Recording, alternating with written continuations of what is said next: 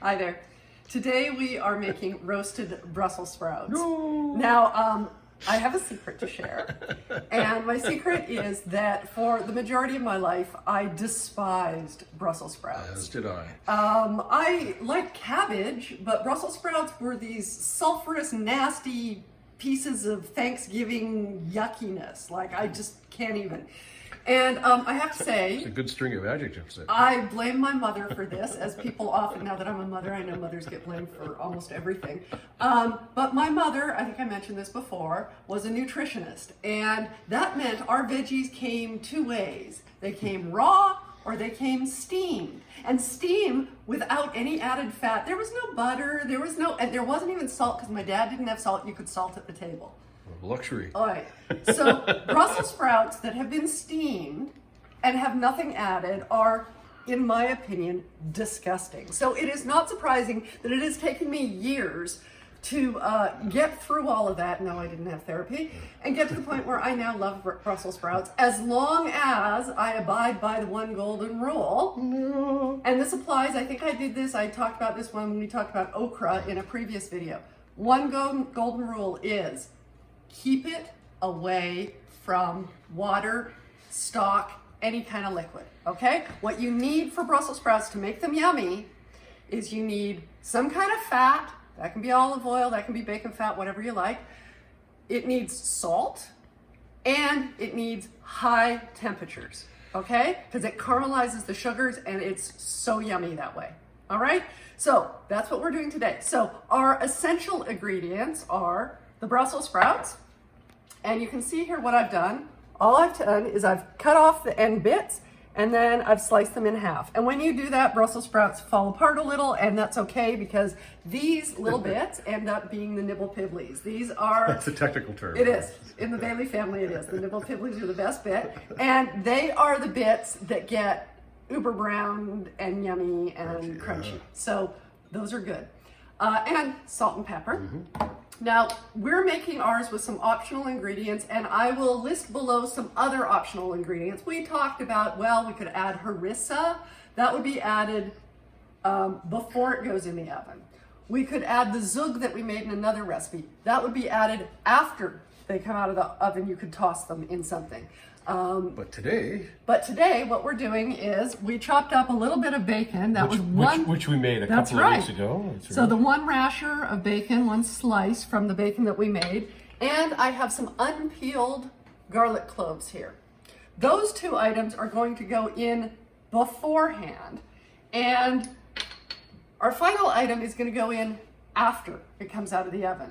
Now, how do you know, Laurel, whether you should put it in before or after the heat? And the answer to that is anything that's good when it gets toasted and brown and yummy goes in before, like bacon and garlic, because roasted garlic is amazing, right? Anything, and so harissa would be in there as well, right? But anything that could burn, balsamic has a high sugar content. It could burn. We don't want it, and by extension, the Brussels sprouts burning, right? And also things that taste better because they have a fresh pop. That would be lemon juice. I mean, cooked lemon juice is nice, but fresh lemon juice at the end would add a whole extra thing. As well as lemon zest would be at the end. You wouldn't really want to bake that. The zhug that we talked about, that has that super fresh cilantro flavor, again, after it comes out of the heat. All right, so let's do this, because this is super easy. Now, Rob, of course, would do this in a bowl. That's right, because that's the correct way of doing it. But you have other methods. I do. So my way is also the correct way. Yes, it's your way or the highway right now. At the moment, that's correct. So, okay, Brussels sprouts, right? We're going to do some olive oil. It's a drizzle. I'm saying that's less than a tablespoon. I'm going to do some pepper. But people should know my rationale. If you toss it in a bowl, you get, I think, a more even distribution and coating. Yeah, I know you believe that. I think that you just have to wash another bowl, because this will be even. And I don't wash extra bowls. Oh, good heavens. Actually, we have people that do that for us. I wish we did, because I do end up being the one washing. So I am not peeling these, because when you roast garlic in the oven, if you peel it, it will potentially burn and certainly get very dark. If you leave the peel on, what you get is the soft, gooey yumminess of roasted garlic. So that's why I'm leaving the peel on.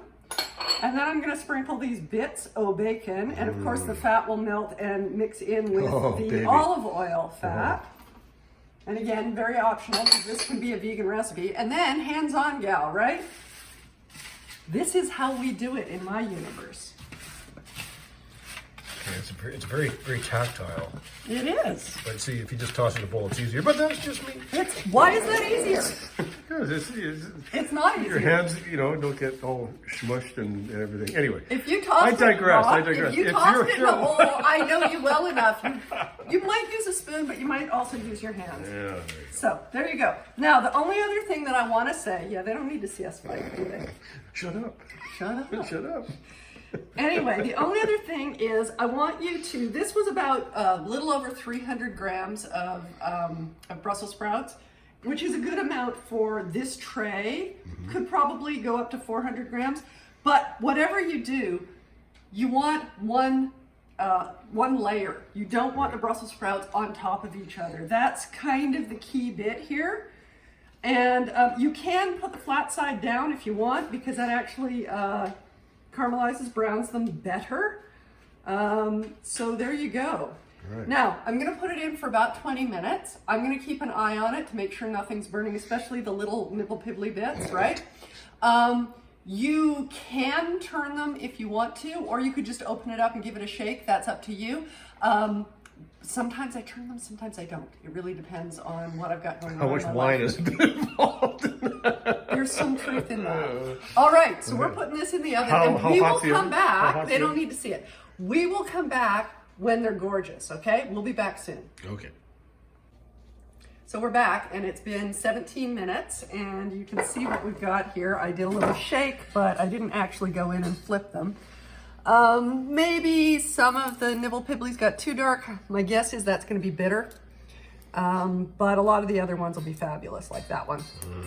And if you flip some over, you can see just starting to caramelize a they bit are. there, right? And but the way you know they're done is that they're soft enough, Not falling apart, but they're soft enough. Now what I'm going to do is I'm going to pull out the garlic. 1 and 2 and 3. And you can, when it cools down, you can squeeze those out of their papers into the bowl. I'm going to put this in the bowl now.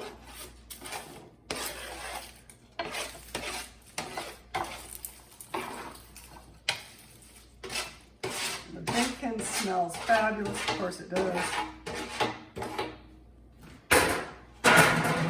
You see how much they shrink down. That seemed like a lot of Brussels sprouts, but it really isn't. Nice. When it comes time to it, after they've cooked. Excuse me. So I'm just going to do a drizzle of this, and then because it's hot, I'm not going to use my hands. This is just a balsamic reduction. More. Yeah, I think that's it. And then give it a toss. Oh, baby. And then you can taste and see if it needs more salt or not. And like I said, you can take these and smush them right out of their skins. Oh. There we go. Like that. Big garlicky pimple. Yeah, anyway, you don't need to see me do that either. So there you go, Brussels sprouts. You can flavor them all sorts of different ways. One thing that I didn't mention was Parmesan cheese. You can put that in beforehand, or you can wait till it comes out and put some slivers in or grated then, and that's also fabulous. So I'll put more ideas down below, and I hope you, if you don't like Brussels sprouts, I hope you give roasting them a try.